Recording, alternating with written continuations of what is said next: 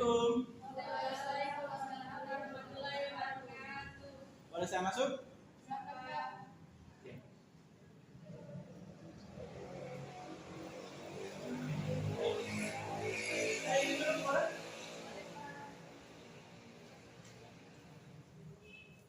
Oke, sebelumnya Assalamualaikum warahmatullahi wabarakatuh.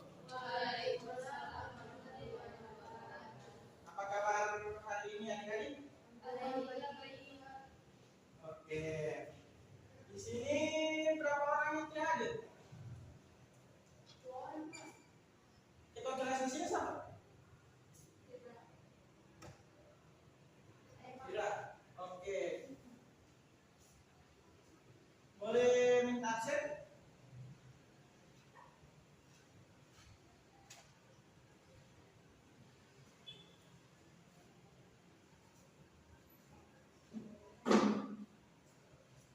Baik. Sebelumnya saya izin dulu ya.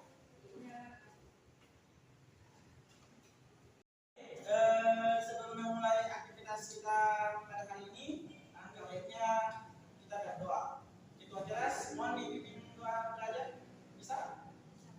Baik, silakan.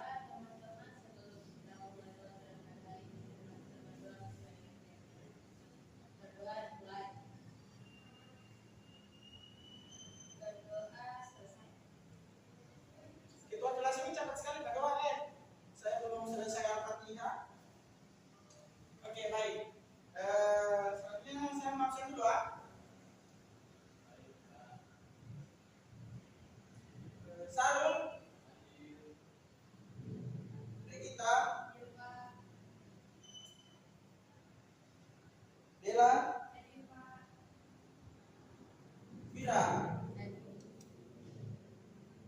Ervina, Sartika, Asmiati,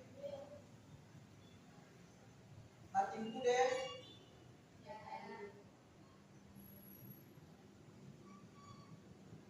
Afira. Siapa-siapa yang tidak hadir hari ini? Cuma 2 orang. Baik.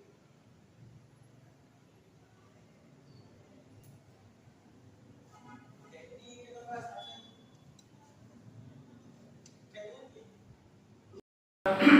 Berhubung ini mata pelajaran sejarah, saya tahu adik-adik pernah belajar sejarah di SMP. Adik-adik tahu apa? Adik-adik masih ingat sejarah itu apa? Ada yang tahu? Sejarah itu apa? Apa coba dijelaskan? Jangan takut-takut. Oh, baik. Peristiwa di masa lampau. Nah,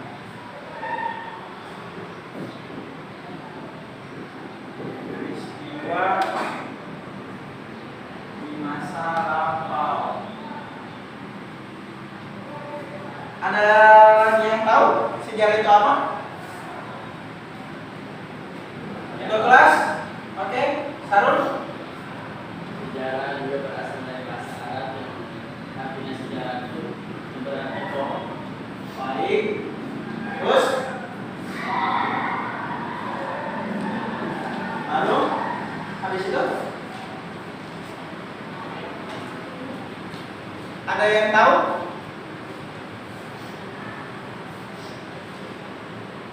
Coba. Oke. Sejarah juga bukan cuma menjadi peristiwa masa lalu, tapi masa kini dan masa yang akan juga. Bagus.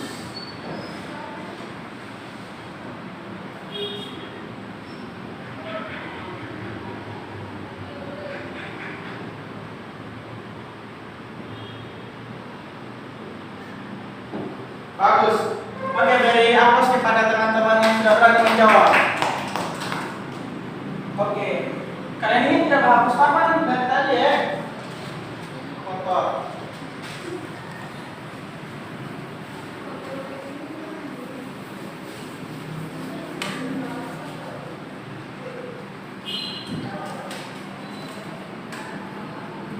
Baik.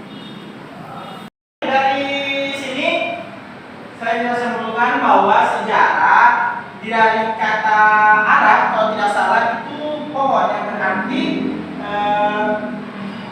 berakar. Dia bisa menyinggung di masa lalu, masa sekarang, dan di masa yang akan datang. Sejarah itu menyangkut tentang atau yang belajar tentang peristiwa yang pernah terjadi di masa lalu, masa kini, dan masa yang akan datang. Oke, baik.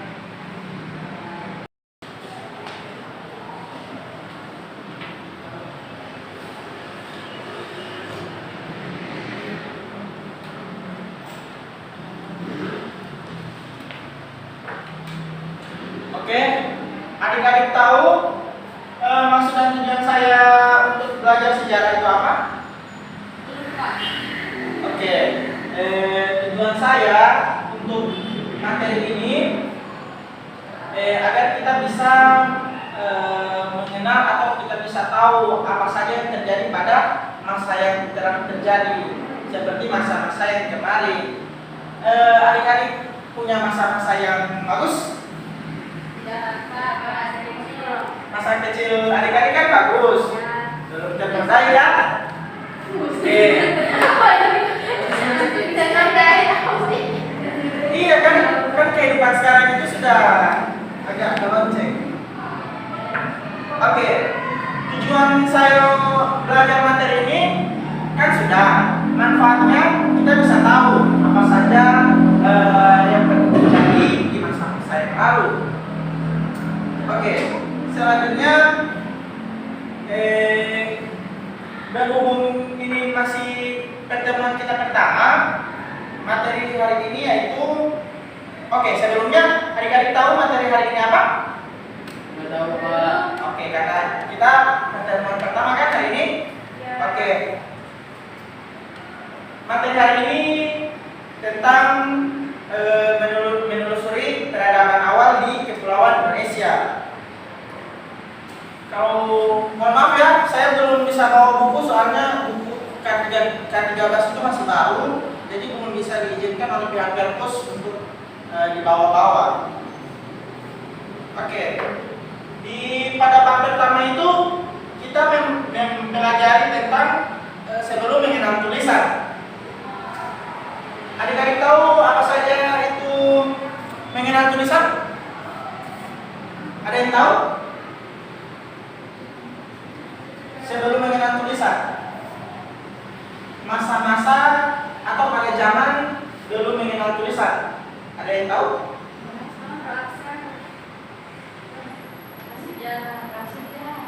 Oke, bagus. Prasejarah. Kenapa kalian pilih prasejarah?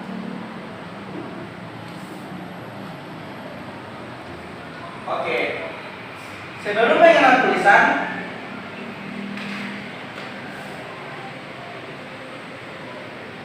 kapan zaman praksara itu berakhir? Atau kapan zaman praksara itu dimulai? Praksara. Itu jawaban dari adik. Kita. Ada yang tahu? Praksara. Praksara itu kapan dimulai dan kapan berakhir? Nggak tahu Pak. Oke. Kalau ada buku siswa ini bagus. Saya bacakan saja ya. Ya. Oke, di era modern ini, jika kalian menengok peralatan dapur masak di masa kini di beberapa daerah pedesaan, mungkin masih menemukan peralatan masak yang terbuat dari batu. Betul? Oke, apa? Cobek. Ada yang tahu cobek itu apa di sini? Bolehkah? Orang tahu kan semua? Oke, orang tahu dan tunggu. Kalau di Jawa disebut sebagai cobek. Mungkin di daerah lain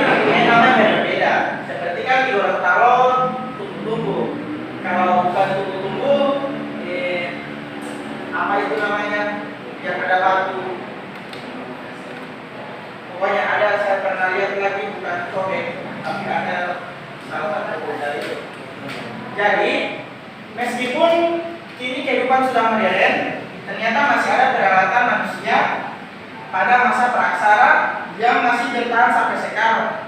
Untuk mengetahui apa saja bagaimana kehidupan manusia pada zaman praksara, kamu mempelajari bacaan dari sini. Tapi sayangnya kita belum punya buku ya. Manusia purba tidak mengenal tulisan dalam kebudayaannya. Periode kehidupan ini dikenal dengan zaman praksara. Masa praksara berlangsung sangat lama, jauh melebihi periode kehidupan manusia yang sudah mengenal tulisan. Oleh karena itu, untuk dapat memahami perkembangan kehidupan manusia pada zaman praksara, kita perlu mengenali tahapan-tahapannya. Sebelum mengenali tahapan-tahapan atau perkembangan kehidupan dan kebudayaan zaman praksara, perlu kamu ketahui lebih dalam yang dimaksud apa itu zaman praksara. Praksara adalah istilah untuk menggantikan istilah prasejarah. Penggunaan istilah prasejarah untuk menggambarkan kehidupan dan budaya manusia saat belum mengenal tulisan, kurang tepat. Berarti sebelum, dan sejarah adalah peristiwa yang terjadi pada masa lalu yang berhubungan dengan aktivitas yang terjadi pada masa lalu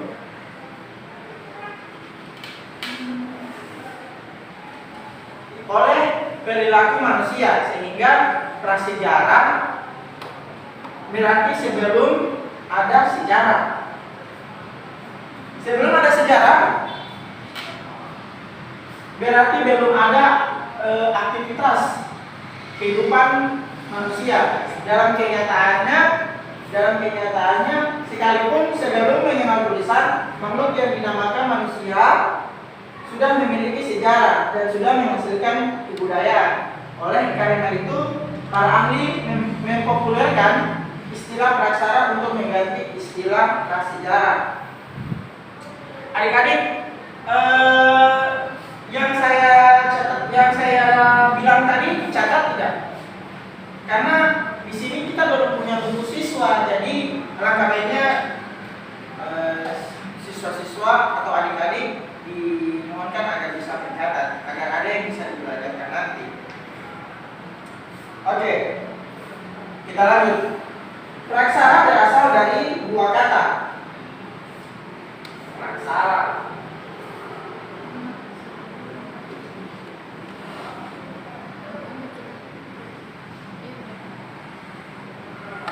Ervina ya Allah.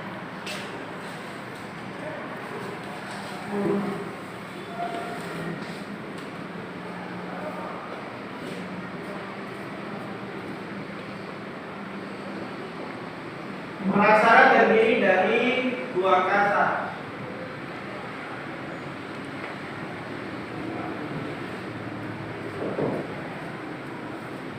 Ada yang tahu? Adik-adik ada yang tahu? Praksara terdiri dari dua kata. Apakah ada adik-adik yang tahu? Oke. Siapa namanya? Asmiati.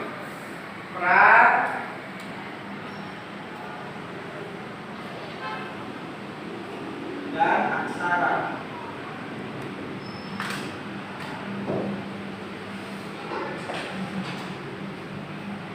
Ada yang tahu pra itu apa? Pra itu artinya apa? Sebelum. Baik. Sebelum. Kalau aksara? Tulisan. Oke. Boleh disimpulkan apa itu praksara? Bagus. Jadi aplaus dulu. Semangat, masih pagi itu. Dengan demikian, zaman praksara adalah masa kehidupan manusia sebelum mengenal tulisan. Ada istilah yang mirip dengan istilah praksara, yakni ada yang tahu? Ada yang tahu? Ada yang tahu? istilah yang mirip dengan praksara, yaitu istilah nirkela. Ada yang tahu nirkela itu apa?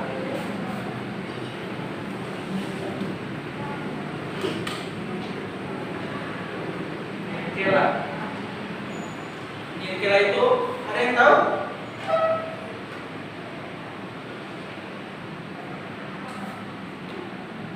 Ada yang tahu? Baik. Nir berarti tanpa. Nir berarti tanpa. Dan lengkap. MA. Ini nir. Kalau kela yaitu tulisan.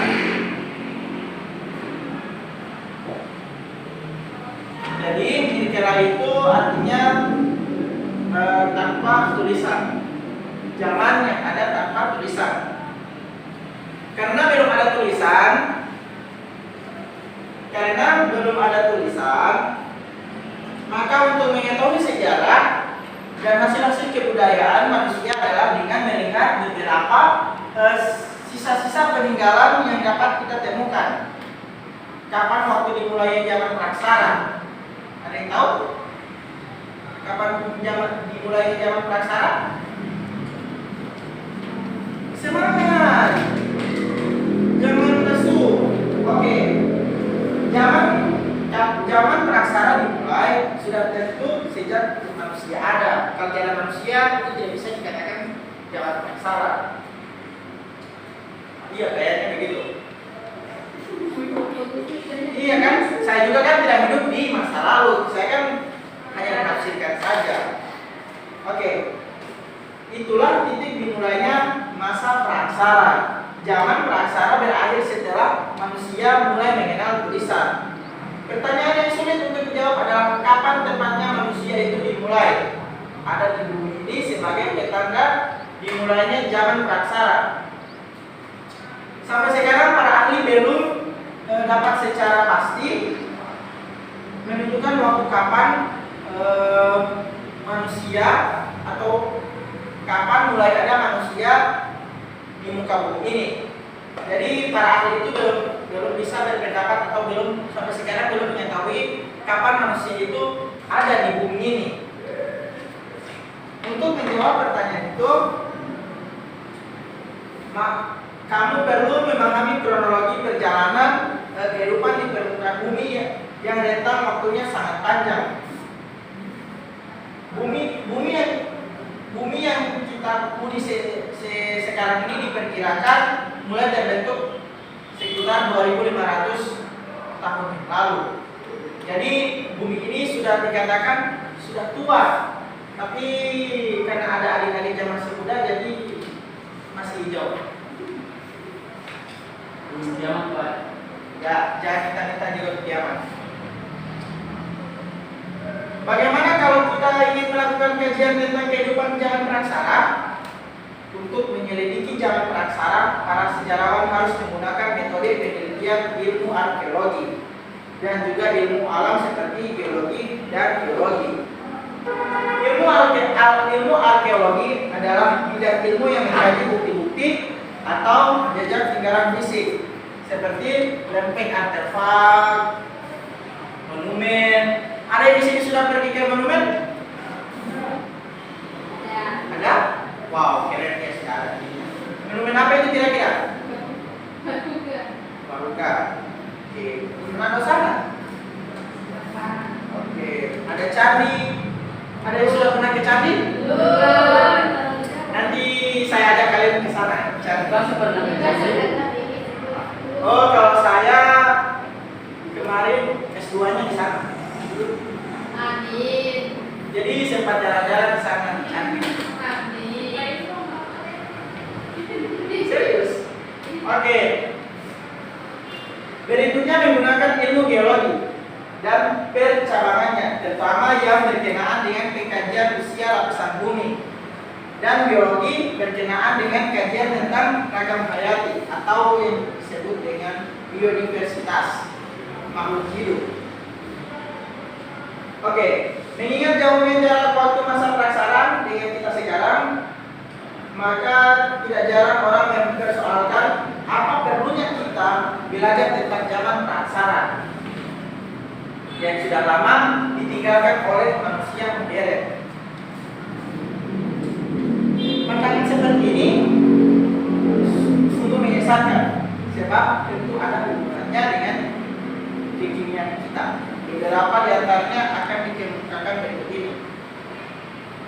Data etnografi yang menggambarkan kehidupan masyarakat praksara ternyata masih berlangsung sampai sekarang. Entah itu pola hunian, pola pertanian subsistensi, teknologi tradisional, dan konsepsi kepercayaan tentang hubungan harmoni antara manusia dan alam.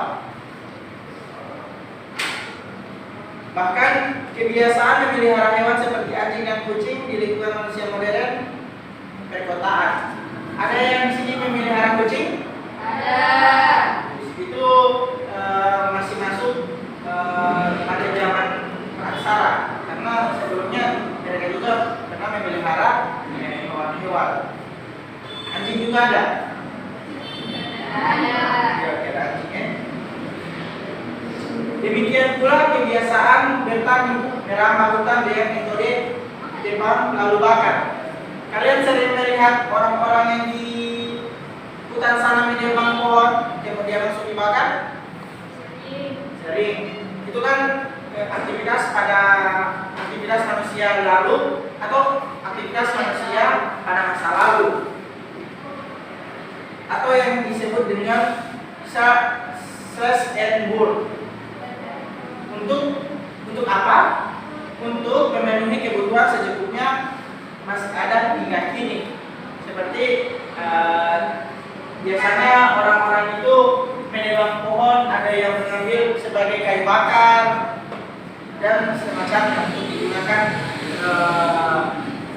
alat-alat dan keperluan karena kebutuhannya.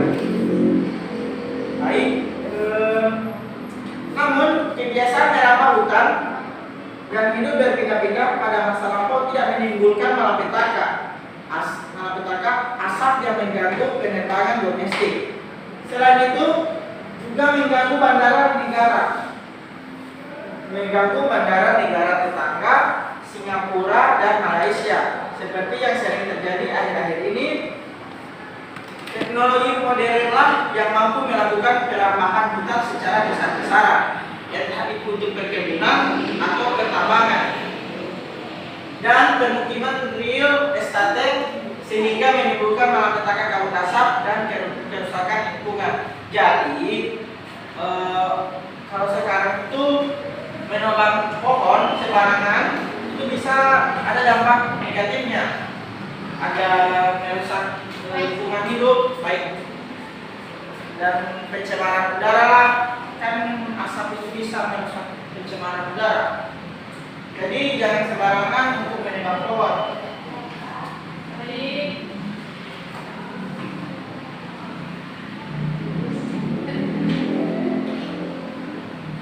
Arti penting dari pembelajaran tentang sejarah kehidupan zaman praksara pertama adalah kesadaran akan asal-usul manusia. Tumbuh memiliki akar, semakin tinggi tumbuhan itu, semakin dalam pula akarnya menjam ke bumi, hingga tidak mudah tumbang dari terpaan angin badai atau bencana alam lainnya. Demikian pula halnya dengan manusia. Semakin berbudaya seseorang atau kelompok masyarakat, semakin dalam pula kesadaran kolektifnya tentang asal-usul dan penghargaan terhadap tradisi. Jika tidak demikian, manusia merupakan budaya bangsanya akan mudah terombang-ambing oleh terpaan budaya asing yang lebih kuat, sehingga dengan sendirinya kehilangan identitas diri. Jadi bangsa yang gampang meninggalkan tradisi nenek moyangnya akan mudah dididik oleh budaya dominan dari luar yang bukan miliknya. Jadi kesimpulannya, orang yang tidak memiliki pegangan atau keyakinan, dia gampang dipengaruhi oleh orang-orang di luar atau orang-orang yang lalu. Bisa merusak pikiran seseorang karena dia tidak memiliki pendirian. Baik, kita bisa belajar banyak dari keberhasilan dan pencapaian prestasi terbaik dari pendahulu kita.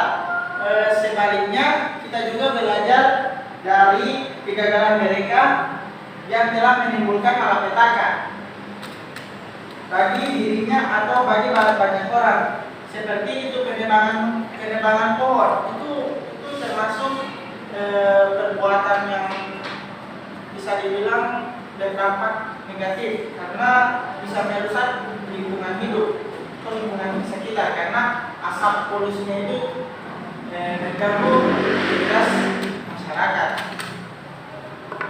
Baik, untuk memetik pelajaran dari uraian ini dapat kita katakan bahwa nilai terpenting dalam pembelajaran sejarah tentang jalan praksara dan sesudahnya ada dua, yaitu sebagai inspirasi untuk pengembangan nalar kehidupan dan sebagai peringatan. Contohnya seperti tadi itu.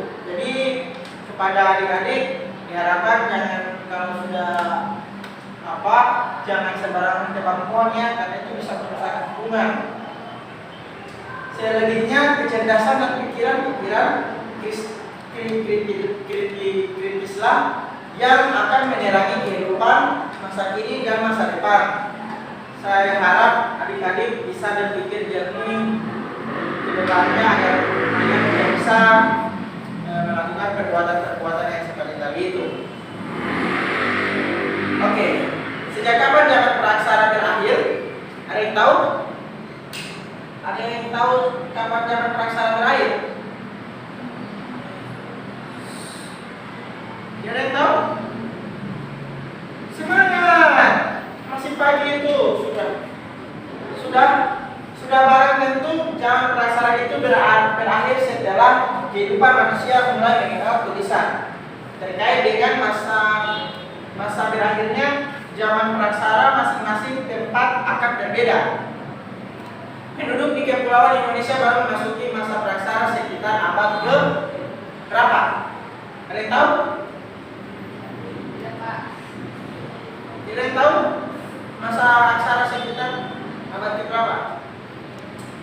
Penduduk di Kepulauan Indonesia baru memasuki masa aksara sekitar abad ke-5 Masehi. Hal ini jauh lebih terlambat dibandingkan di tempat lain, misalnya Mesir sana. Ada yang pernah ke Mesir di sini? Sekali-sekali keluar negeri supaya ada pengalaman. Dulu makanya saya harapkan kepada adik-adik supaya bisa ke sana. Berhubung saya belum pernah ke sana. Balik. Dan juga Mesir dan Mesopotamia. Ada yang tahu itu negara di mana? Lokasinya di mana? Ya. Yang sudah mengenal tulisan sejak sekitar tahun 3000 SM sebelum Masehi.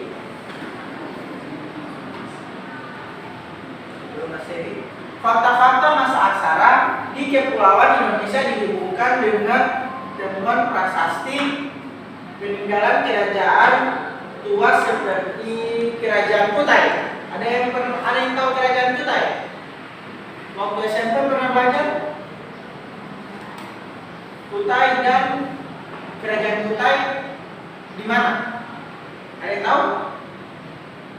Kerajaan Kutai itu di mana?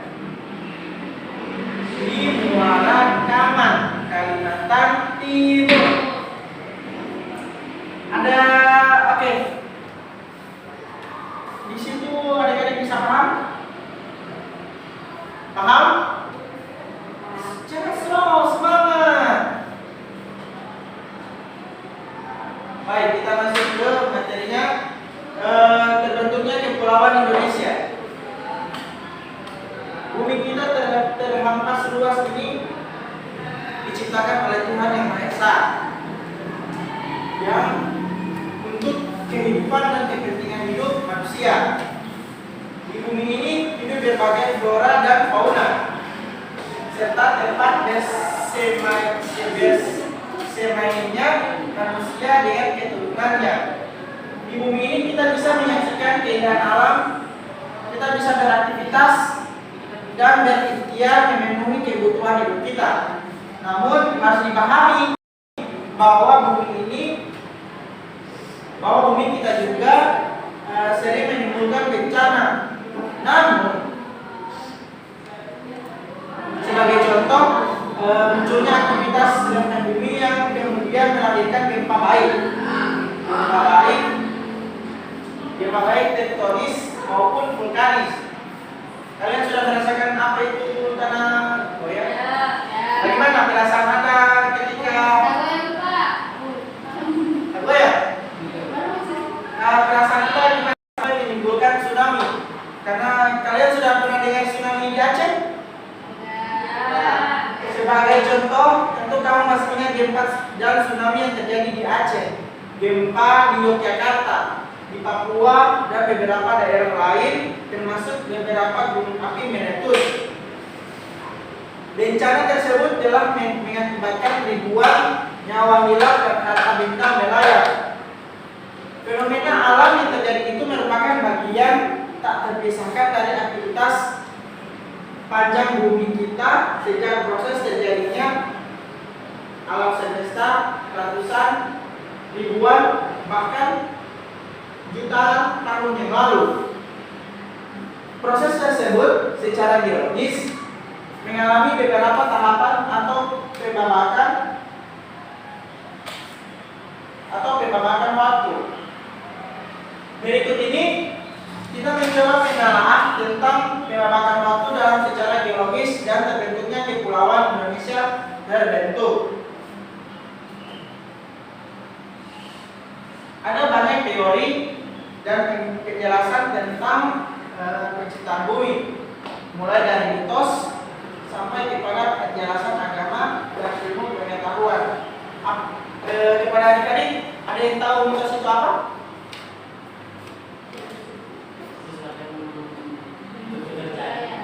Oke, yang belum bisa dipercaya. Mulai dari mitos sampai kepada penjelasan agama dan ilmu pengetahuan. Kali ini kamu belajar sejarah sebagai cabang keilmuan. Pembahasannya adalah pendekatan ilmu pengetahuan, yakni asumsi-asumsi ilmiah yang kiranya juga tidak perlu bertentangan dengan ajaran agama. Salah satu di antara teori ilmiah tentang terbentuknya bumi adalah teori dentuman besar atau Big Bang yang dikemukakan oleh sejumlah ilmuwan, misalnya ilmuwan besar garis Stephen Hawking. Teori ini menyatakan bahwa alam semesta mulanya terbentuk gumpalan gas yang mengisi seluruh ruang jagat raya.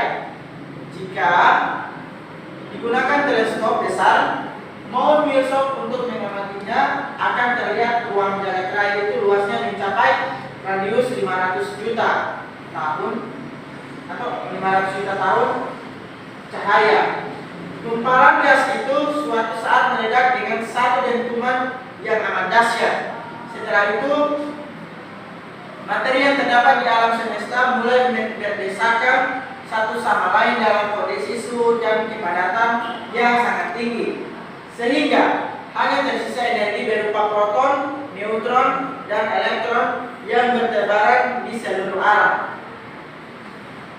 Ledakan dahsyat itu menimbulkan gelembung-gelembung alam semesta yang menyebar dan menggabung di seluruh penjuru, sehingga membentuk galaksi, bintang-bintang, matahari, planet, bumi, bulan, dan meteorit. Bumi kita hanyalah salah satu titik kecil saja di antara tata surya yang mengisi jagat semesta. Di samping itu, banyak planet lain termasuk bintang-bintang yang menghiasi langit. Jadi di langit itu bukan hanya bumi, bukan hanya ada bulan, tapi ada bintang-bintang dan planet-planet kecil. Di samping itu banyak planet lain termasuk bintang-bintang yang menghiasi langit yang tak terhitung jumlahnya. alam semesta itu memakan waktu kosmologis yang sangat lama sampai berjuta tahun. Terjadinya evolusi bumi sampai adanya kehidupan memakan waktu yang sangat panjang. Ilmu paleontologi membaginya dalam 6 tahap waktu geologis. Masing-masing ditandai oleh peristiwa alam yang menonjol seperti munculnya gunung-gunung, benua, dan makhluk hidup yang paling sederhana. Sedangkan proses evolusi bumi dibagi menjadi beberapa periode berikut, dibagi beberapa periode sebagai berikut, yaitu Ajoikum. Ajoikum yaitu zaman sebelum adanya kehidupan. Pada saat ini bumi baru terbentuk dengan suhu yang relatif tinggi. Waktunya lebih dari 1 miliar tahun lalu. Kemudian Paleozoikum, yaitu zaman purba tertua. Pada masa ini sudah meninggalkan fosil flora dan fauna, berlangsung kira-kira 350 juta tahun yang lalu. Mesozoikum yaitu zaman purba tengah. Pada masa ini hewan mamalia atau hewan yang menyusui, hewan amfibi, burung, dan tumbuhan berbunga mulai ada. Jadi pada zaman Mesozoikum itu sudah ada hewan-hewan yang menyusui dan bunga-bunga pun sudah ada pada zaman Mesozoikum. Lamanya kira-kira 140 juta tahun. Kemudian Neozoikum yaitu zaman purba baru yang dimulai sejak 60 juta tahun yang lalu. Zaman ini dapat dibagi lagi menjadi 2 tahap, yaitu tersier dan kuarter. Zaman es mulai menyusut dan makhluk-makhluk tingkat tinggi dan manusia mulai hidup. Oke, baik. Sampai di sini adik-adik bisa mengerti apa yang saya bilang tadi. Jadi sejarah itu luas, dia bisa mencakup tentang fenomena-fenomena alam yang sebelumnya terjadi di bumi ini. Jadi bukan hanya mengenal bukan hanya belajar tentang perilaku seseorang atau yang pernah terjadi. Di sejarah itu semua dicakup. Jadi bukan hanya belajar tentang peristiwa-peristiwa seseorang saja, tetapi belajar tentang peristiwa yang terjadi di bumi ini bisa disatukan dalam sejarah. Oke. Di sini adik-adik bisa paham? Bisa. Oke. Itulah materi saya hari ini. Saya harap adik-adik bisa paham dan bisa belajar ulang di rumah. Jangan hanya main HP ya. Soalnya sejarah itu sangat perlu kalau kita tidak tahu masa cara kita itu hidup belajar di masa lalu untuk masa kini dan masa yang akan datang. Baik, sekian materi saya hari ini. Wabillahi taufiq wal hidayah. Wassalamualaikum warahmatullahi wabarakatuh. Waalaikumsalam warahmatullahi wabarakatuh.